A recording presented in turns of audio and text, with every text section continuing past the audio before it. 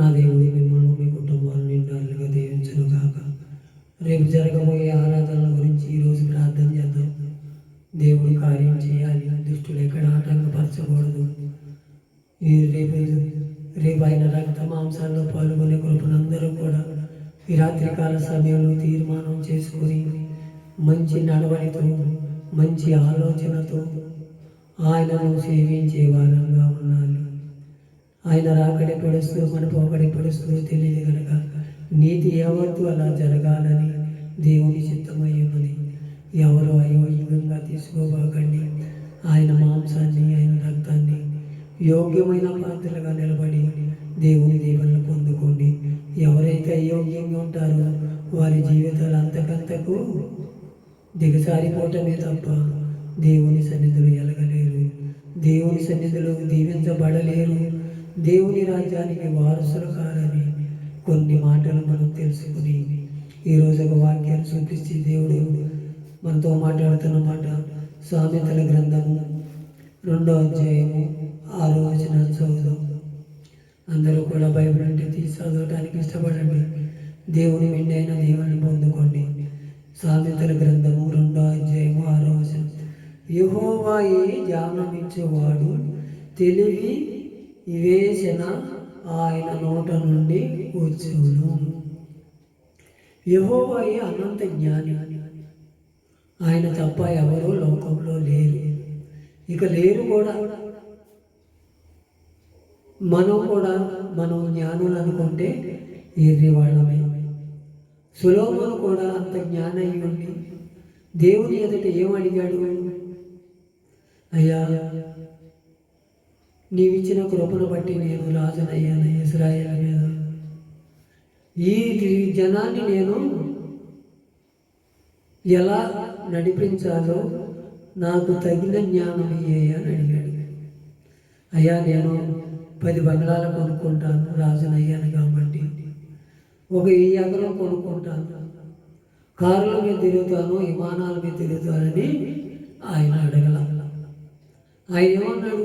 ఈ ప్రజలను నడిపించటానికి నాకు తగిన జ్ఞానం ఇయ్యా అన్నాడు. దేవుడు ఏమన్నా న్యాయస్తుడా? తగ్గింపుతో నువ్వైనా అడిగి చూడు. అయ్యా, నా కుటుంబాన్ని నేను కట్టుకోవాలయ్యా.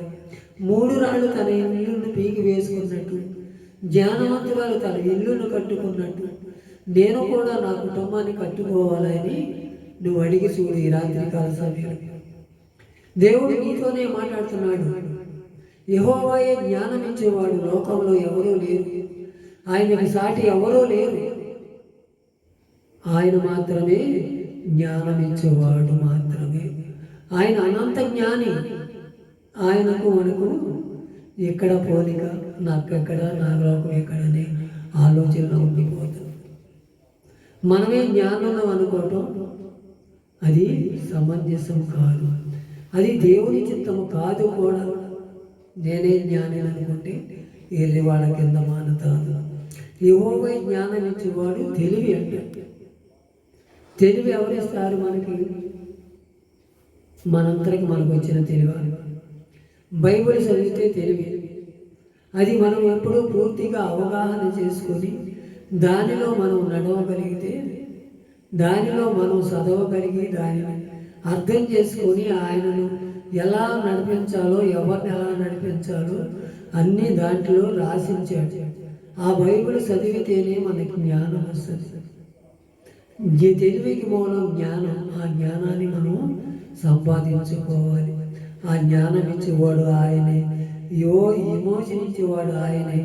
ఆయన నోటు నుండి వచ్చిన జ్ఞానమే మనకు వస్తుందని మనం తెలుసుకోవాలి.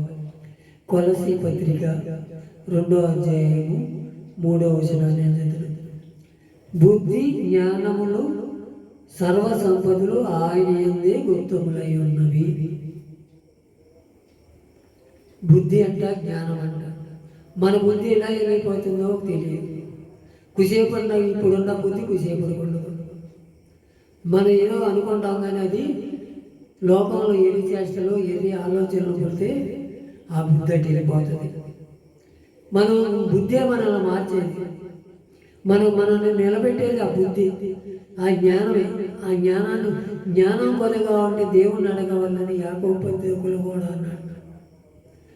అలాంటి నీకు నాకు జ్ఞానం ఇచ్చేవాడు ఆయనే. ఆయన ఏందే సర్వసత్యములు గుప్తములై ఉన్నవి. ఆయనకే మనము యోగ్యమైన పాత్రలుగా కనపడాలి. నీవు నేను అలా కనపడుతున్నాము. మనం సర్వ సంపదలు నీ అందే గుప్తములై ఉన్నావయ్యా. నీలో నేను దాసయ్యా. నేను ఎవరితో ఎలా మాట్లాడాలో, ఎవరితో ఎలా నడవాలో, ఎవరితో నేను ఏమి నా బుద్ధి ఎలా మారుతుందో నాకు తెలియటలేదయ్యా. ఇప్పుడున్న బుద్ధికి సేపుడు కొంటలేదయ్యా. తగిన జ్ఞానం నాకు ఇయ్యాయి అంటే ఆయన ఇచ్చేవాడు మాత్రమే. అది ఇచ్చిన కృపను పోగొట్టుకోవాడు. ఆయన కృపతో నీకు ఇచ్చాడు ఆ బుద్ధిని, ఆ జ్ఞానాన్ని. ఆ కృపను మనం పోగొట్టుకోకుండా నిత్యము ఆయన రాకడ ఎప్పుడు వస్తుందో, మన పోకడ ఎప్పుడు వస్తుందో అప్పటి వరకు కనిపెట్టుకుని ప్రార్థన చేస్తే దేవుడు నిన్ను నన్ను కూడా యెహోవా జ్ఞానం ఇచ్చేవాడు, తెలివి ఇచ్చేవాడు. సర్వ సంపదలు ఆయన ఎందుకు గుప్తములై ఉన్నాయని తెలుసుకోవాలి. అలాంటి వారికి ఉండాలి. నేను ఇక్కడ యాకోబు పత్రిక 1:5 కూడా ఉంటారు. మీలో ఎవరికైనా జ్ఞానం కొదవకుండా ఎడల అతడు దేవుడిని అడగవలను, అప్పుడు అతనికి అనుగ్రహించబడును. ఆయన ఎవరిని గద్దెంపగా అందరికీ ధారాళంగా దయచేయవాడంట. అందరికీ, నాకే కాదు, నీకే కాదు, అందరికీ. అయ్యా దేవా, నీ సన్నిధిలో ఉన్నానయ్యా, తగ్గింపు జీవితంలో ఉన్నానయ్యా, నాకు జ్ఞానం కొదవగా ఉన్నదయ్యా. సొలొమోను లాంటి అడిగాడయ్యా, అయ్యా ఈ ప్రజలను కాపాడటానికి నాకు తగిన జ్ఞానం అయ్యా. నాకు ఆస్తులు అవసరం లేదయ్యా. ఆ జ్ఞానం ఉంటే వాటికి అందరికి అయ్యే సమకూడతాయ్యా. నువ్వు ఇచ్చేవాడు అయ్యా, తీసుకునేవాడు కాదయ్యా. నీలో మేము అంటుకట్టబడాలయ్యా. సర్వ సంపదలు నీ అందే గుప్తములై ఉన్నాయయ్యా. నన్ను ఒకసారి కరుణించయ్యా. నీ కృపలో నన్ను జ్ఞాపకం చేసుకోమని ఎంతమంది అయితే తీర్మానం చేసుకుంటారు. 3 రాళ్ళను తన ఇళ్ళను ఓడబెక్కుందంట. జ్ఞానవంతురాలు తన ఇళ్ళను కట్టుకుందంట. అయ్యా, మేమే స్థితిలో ఉన్నాము. ఇప్పటి వరకు మూఢత్వంగా ఉన్నాము, తెలివిగా ఉన్నాము, జ్ఞానం లేని వారంగా ఉన్నాము. ఇకనైనా నీ సన్నిధిలో గడుపుతామయ్యా. నీ వాక్కు కోసం ఎదురు చూస్తామయ్యా. నీ సన్నిధిలో మేము పచ్చని ఓలివల మొక్కల వలె నిలబడాలని ఆశపడుతున్నామయ్యా. నీ అందే సర్వ సంపదలు గుప్తములై ఉన్నాయని నీ లేఖనాలు పరిశీలించుచుండగా అయ్యా, జ్ఞానం ఇచ్చేవాడు నువ్వేనయ్యా, బుద్ధి ఇచ్చేవాడు నీవేనయ్యా, సర్వ సంపదలు ఇచ్చేవాడు నువ్వేనయ్యా. నీకు అసాధ్యమైనది ఏది లేదు కనుక నిన్ను మాత్రమే జ్ఞాపకం చేసుకుంటూ అయ్యా, రేపు జరగబోయే ఆరాధనని జయకరంగా జరిగించయ్యా.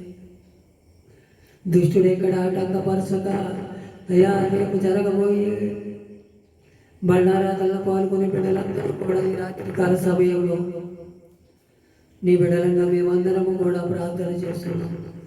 ఎవరు అయోగ్యంగా అంటుకోవటానికి లేదు, యోగ్యమైన పాత్రలో కనపడి ఆయన రక్త మాంసాలు పాల్గొనే కృపను దయచేసి. ఈరోజు చూడనటువంటి వారు ఎంతో మంది ఉన్నారు. వారు కాక మేమేవో అందగాళ్ళమనో, ఐశ్వర్యమని మంత్రం బలవంతులమనో కాక నీ అందు బుద్ధి గుప్తంలో ఉన్నవని జ్ఞానము అవి మాకు దయచేసినందుకు వందనాలు చెల్లించుకుంటూ ఈ మాటలు మేము పెడసేమని పట్టగా నీ అందే గుప్తములై ఉన్నవి బుద్ధి, జ్ఞానము, తెలివి ఇవన్నీ మా పట్ల జరిగించమని, నీ రాకడ ఆలస్యమైతే మేమందరం కూడా మళ్ళీ కలుసుకునే కృపను దయచేయమని ఒక తీర్మానం చేసుకుని దేవుని సన్నిధిలో మీ అందరినీ చేతులెత్తి ప్రార్థన చేస్తున్నాం. మా ప్రార్థన ఆలకించి అంగీకరించి నీ నామకత్వమున్నతికి మమ్మల్ని అందరినీ సిద్ధపరచుకోమని యేసుక్రీస్తు పుణ్యనామమున ప్రార్థించి విన్నవించి వేడుకొలుచున్నాము తండ్రి. ఆమేన్.